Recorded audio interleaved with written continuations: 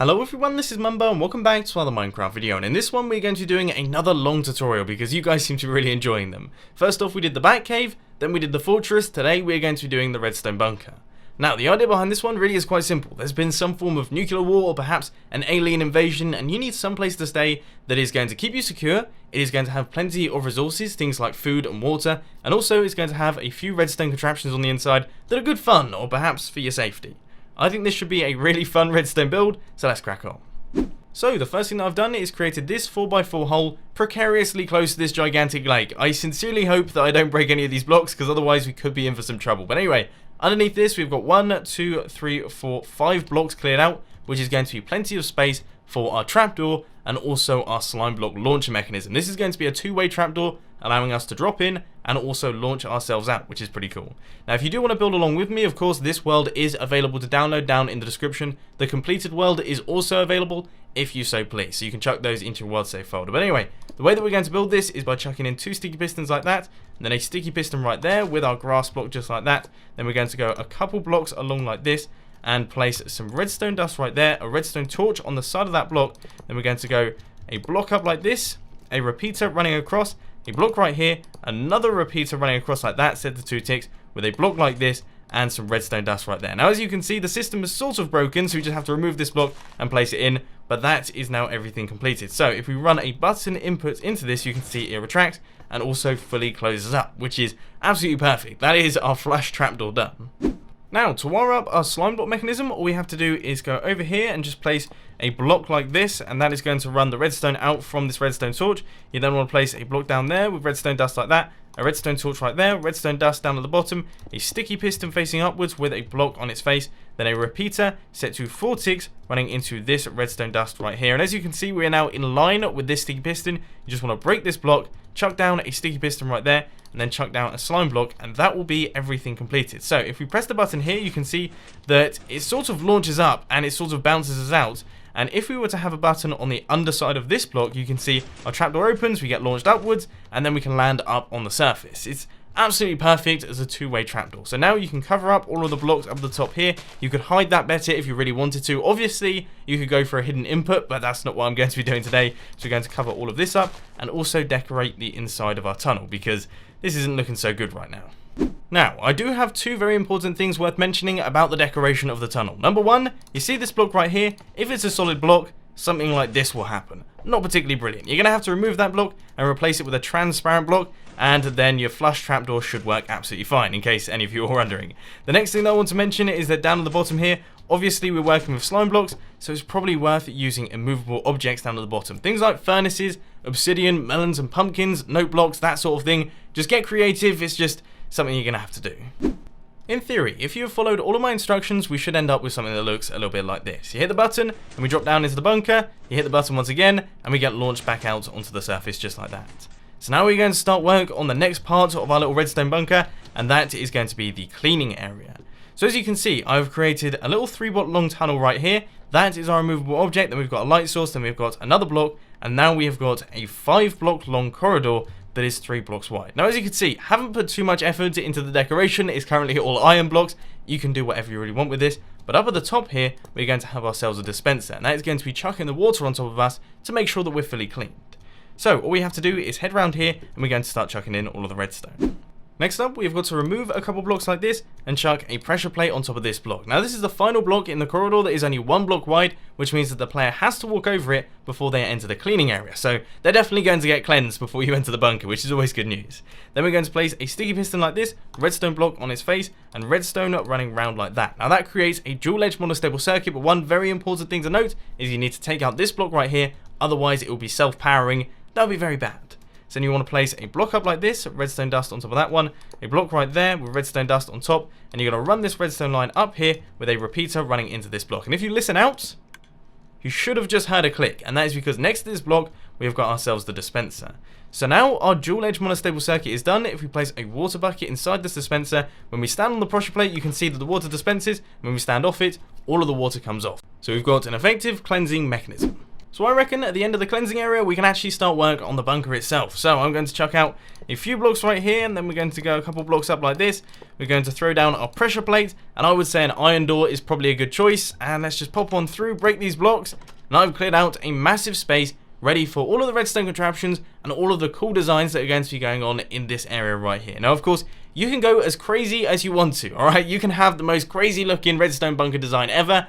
I'm going to try my best to come up with something that looks cool, and then I'll catch you guys in a little bit. It's nothing too special, but this is what I've come up with. This is the redstone bunker, and as you can see, it's a very homely little design. I decided to go for a homely look as opposed to the sciencey look, because if I had a bunker of sorts, this is the sort of thing I'd like. I'd like nice brick walls, I'd like nice fluffy carpets, well lit and all that sort of thing. In terms of the dimensions, it's a 9 block wide by 10 block space, and that is going to be plenty of room for various different redstone contraptions, and also the bookshelves. I mean, I needed to have some form of bookshelves. I don't know if there's going to be TV channels, okay? I don't know if they're still going to be broadcasting, probably not. So instead, we're going to be sticking with good old-fashioned books. Seems like a good idea to me. But anyway, our first redstone contraption is going to be going over here, and this is going to be the Grub Dispenser. So to build that thing, the first thing you want to do is clear out a 8x4 area. So it's 4 blocks wide and it's 8 blocks long. And what we're going to do is chuck a block down like this, a stone slab right there. That's where we're going to be grabbing our grub from. Then you want to place a block up at the end, 6 blocks going all the way across here with a block right there. Then a powered rail there, a powered rail on this side as well, and regular rails going right the way across the top. And then on top of all of these blocks, you just want to place blocks going across like this with redstone dust on the top of those. And that's what's going to be powering our powered rails. So now we can just sort of pop round the back right here, and we want to chuck a hopper running into this powered rail right here with a double chest on top, and we're going to fill that double chest with whatever food you really fancy. I'm going to go for cooked chicken because everyone knows that cooked chicken is definitely my favorite food, so I'm going to fill up this entire space right here by middle clicking, in case you're wondering how I was doing that. But now we can cover up this space by filling in all of these blocks out the back, because we don't want to be seeing any of those ugly stone or dirt blocks. Finishing touches for this part now, we're going to cover up all of these blocks, because of course you don't want some ugly hole in the wall. Then we're going to place a minecart with a chest on top of this powered rail right here. We're going to place a block right there and a button up at the top just like this. So now we can reach inside, we can grab the minecart with a chest. In theory, that will eventually fill up with our cooked chicken. But now I think we need a sign to tell everyone what this is.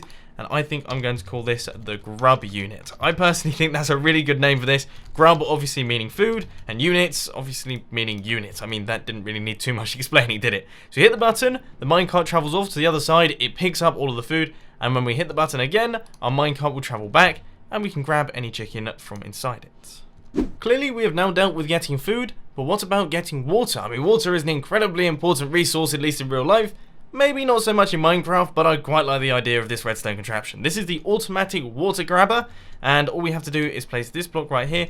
We're going to chuck down a chest right there with hoppers running into the side of that one. Then we're going to place a dispenser right there, a hopper running down into that dispenser, and then hoppers going across like this with a chest on top. Now, the idea behind this one is you place an empty bucket in this chest. It's going to travel through into the dispenser, grab some water, and then chuck the water bucket into that chest right there. So the first thing we've got to do is fill up this little area, make it look a tiny bit more pretty, and then we're going to place some blocks right here. We're going to place some glass going across the front like that to stop our water from escaping. We're then going to have blocks up like this and a block up like this on both sides as well to create an infinite water source area, but we're not going to be placing in any of those water sources just yet. Then you want to place a block next to this hopper right here, a block running out like this with a comparator taking an output from that hopper. You want to place a block out like that, a block down at the bottom here with some redstone dust on top that is going to be powering this block, which means we're going to take an output from that block and run it straight into our dispenser using this repeater set to 4 ticks. So 4 ticks after the item goes into this hopper, it will have dropped down into the dispenser, and then this dispenser will dispense it, and of course it's an empty water bucket, which means it will pick up the water and then it will go down into this hopper. But we need to stop this hopper from taking the item out of the dispenser before all of that can happen. So the way that we do that is we grab a repeater and run it out like this. We then need to grab a block and create this sort of formation right here. Repeaters set to 4 ticks running out into this block right here, and then you want to place a couple blocks running around like that, running into this block right here with redstone on top of all of those.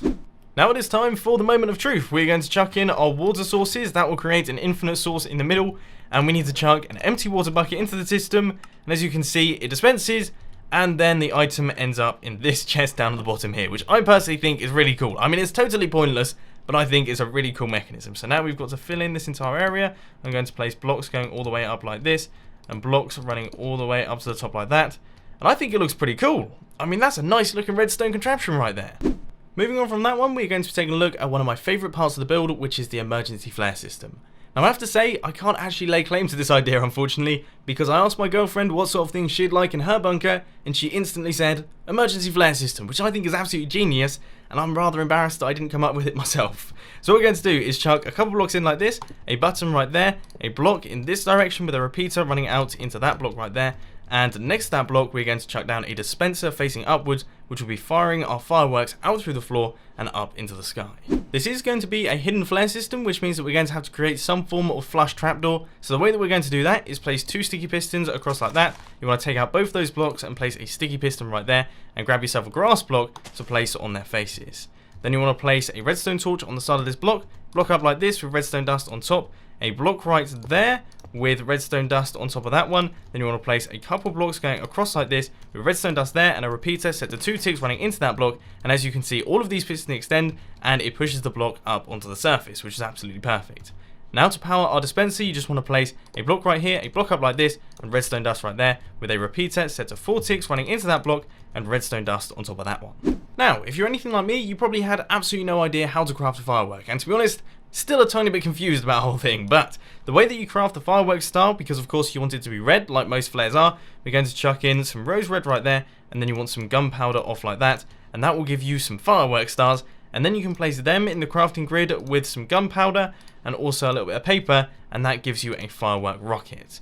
Now I believe the more gunpowder you add, the further it will travel, but you might not want to hold me on that one. So anyway, we're going to chuck all of these firework rockets inside the dispenser right here, and when we hit the button, you should see that the trapdoor will open, our firework will be dispensed, and will travel off into the distance, and I'm sure it looks absolutely wonderful. For the final finishing touch of this build, of course, we have to do something with the bookshelves. We have to create some form of hidden exit, I guess a bunker for your bunker. So I'm going to chuck down a lever on this block right here. We're going to take out both of these blocks and take out a little area right there. We want to place a redstone torch on the back side of this block right here. Then you want to place sticky pistons facing in this direction. If we quickly remove these blocks, we can pop on through and place a block right there next to the sticky piston, and both of them will extend. So now we have ourselves a hidden bookshelf door, which is always a wonderful thing, and you can run that exit out to anywhere you really want to. As I say, you can create a bunker for your bunker, or you can create a hidden exit elsewhere so you can escape whatever's tried to get inside.